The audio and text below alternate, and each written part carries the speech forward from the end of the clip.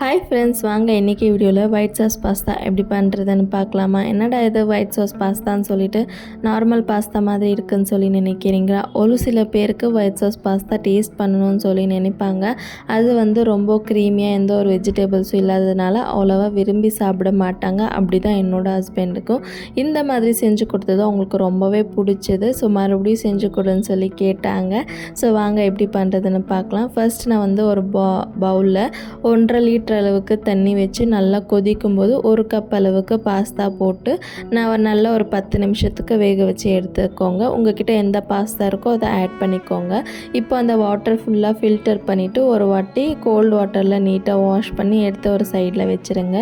இப்போ வானலியில் 1 ஸ்பூன் அளவுக்கு oil add பண்ணிவிட்டு எக் உங்களுக்கு எவ்வளோ வேணுமோ அந்த அளவுக்கு எக்கு உடைச்சி ஆட் பண்ணிக்கோங்க. நான் 4 முட்டை ஆட் பண்ணியிருக்கேன். இப்போ இந்த முட்டைக்கு தேவையான அளவுக்கு சால்ட்டு, சில்லி பவுடர் நல்லா ஸ்க்ராம்பிள் பண்ணி ஒரு பிளேட்டுக்கு ட்ரான்ஸ்ஃபர் பண்ணி எடுத்து வச்சுக்கோங்க.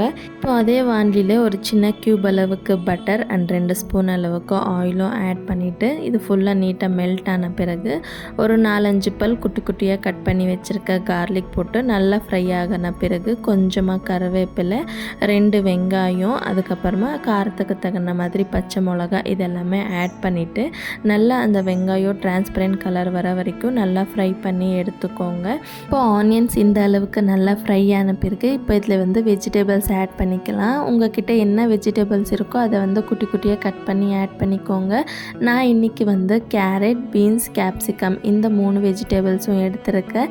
இப்போ இதில் டேஸ்ட்டுக்கு தகுந்த மாதிரி உப்புமே ஆட் பண்ணிவிட்டு வெஜிடபிள்ஸ் எல்லாமே ஒரு ஆஃப் குக் ஆகிற வரைக்குமே லோ ஃப்ளேம்லேயே வச்சு நல்லா குக் பண்ணி எடுத்துக்கோங்க. ஆல்ரெடி நம்ம 2 க்ரீன் சில்லிஸ் ஆட் பண்ணியிருக்கோம். ஸோ காரத்தை பார்த்துட்டு கொஞ்சமாக சில்லி ஃப்ளேக்ஸும் ஆட் பண்ணிக்கலாம். அதுக்கப்புறமா மிக்ஸ்டு ஹர்ப்ஸும் ஆட் பண்ணிவிட்டு என்கிட்ட பாஸ்தா மிக்ஸ் இருந்துச்சு, அதனால் அது ஒரு குட்டி பேக் அதுவுமே ஆட் பண்ணிக்கிறேன். உங்ககிட்ட இல்லைன்னா இதை ஸ்கிப் பண்ணிக்கோங்க. கொஞ்சமாக கரம் மசாலா போட்டிங்கன்னா அதுவுமே டேஸ்ட் நல்லாயிருக்கும்.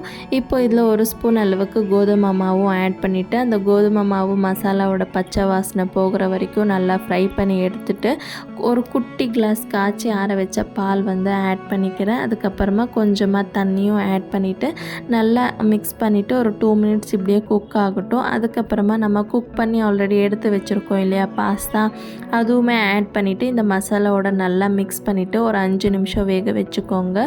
ஸோ தட் அந்த மசாலா பாஸ்தா எல்லாம் நல்லா குக் ஆகி ஃப்ளேவர் எல்லாம் நல்லா மர்ஜ் ஆகியிருக்கும். அதனால் இந்த அளவுக்கு நல்லா குக் ஆன பிறகு இப்போ இதில் கொஞ்சமாக கொத்தமல்லி அண்ட் நம்ம ஆல்ரெடி ஸ்க்ராம்பிள் பண்ணி வச்சுருக்கோம் இல்லையா எக்கு, அதுவுமே ஆட் பண்ணி நல்லா மிக்ஸ் பண்ணிட்டிங்கன்னா அவ்வளோதான், நம்ம டேஸ்டியான பாஸ்தா ரெடி ஆகிடும்.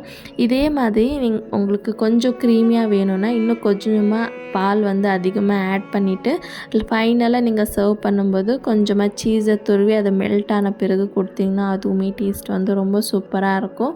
ஸோ உங்களுக்கு க்ரீமியாக சாப்பிட பிடிக்குன்னா அப்படி செஞ்சுக்கலாம், இல்லை ட்ரையாக சாப்பிட பிடிக்குன்னா நீங்கள் இப்படி செஞ்சுக்கலாம். ஸோ மெத்தட் எல்லாமே ஒரே மாதிரி தான். கண்டிப்பாக இந்த ஸ்டைலில் ஒரு வாட்டி பாஸ்தா செஞ்சுட்டு எப்படி இருந்துச்சுன்னு மறக்காமல் என் கூட கமெண்ட்ஸில் ஷேர் பண்ணிக்கோங்க. பாய்.